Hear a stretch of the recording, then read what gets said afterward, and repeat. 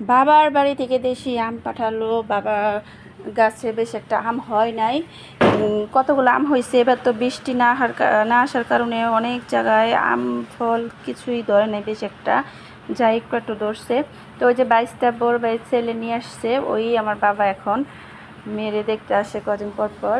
তো ওর কাছে আমগুলা দিয়ে দিচ্ছে, ওই আম নিয়ে আসছে।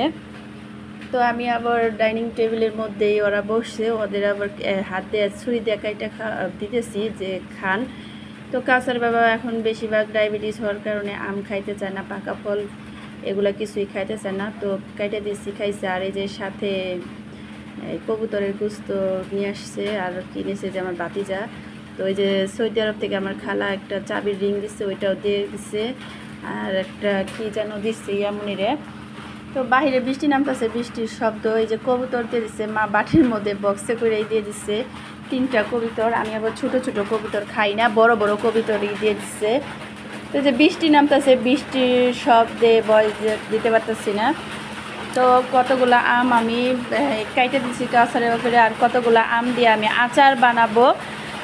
আমের আচার, কাঁচা আমের আচার। কারণ কাঁচা আমার বাবার বাসা থেকে আম আনলে আমি সব বাড়িটাতে দিই, সবাইকে দিই, কিন্তু এই বছর দিতে পারলাম না।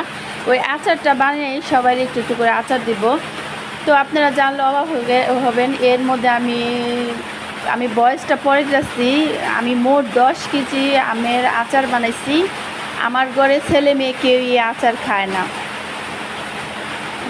কাউসারের বাবা একটু কাশ্মীরি আচার খাইতো, বানাইছি, একদিন খাইছে আর খায় না, কারণ একটু মিষ্টি হইলেই উনি খায় না, ডায়াবেটিসের সমস্যা। তো এই যে আচারের মধ্যে সমস্ত পাঁচফোড়নগুলো দিয়ে দিছি, এরকমই করব।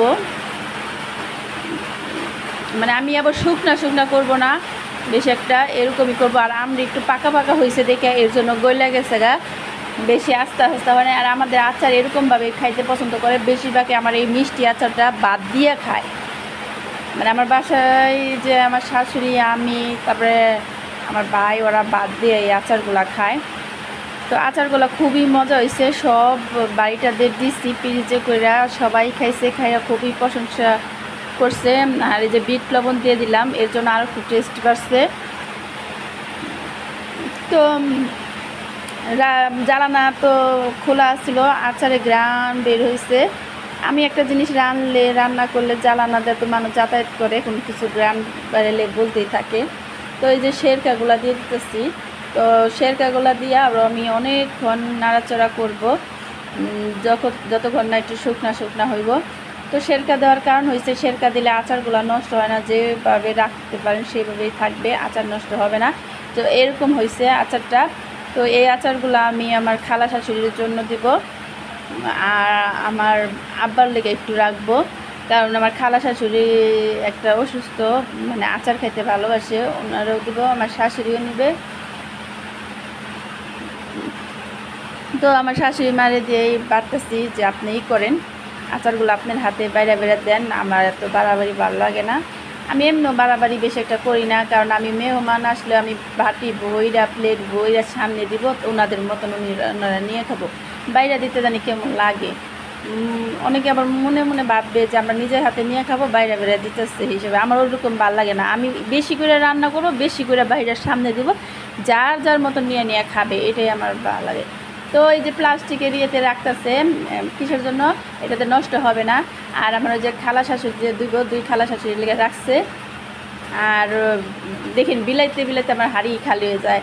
আরও মানুষ আছে বাড়িটাতে দিব একটু করে। তো এটার মধ্যে কিন্তু এতটুকু দেখলে কী হবো, এটার মধ্যে কিন্তু অনেক আচার জায়গা নেয়, অনেকখানি আচার জায়গা নেয়।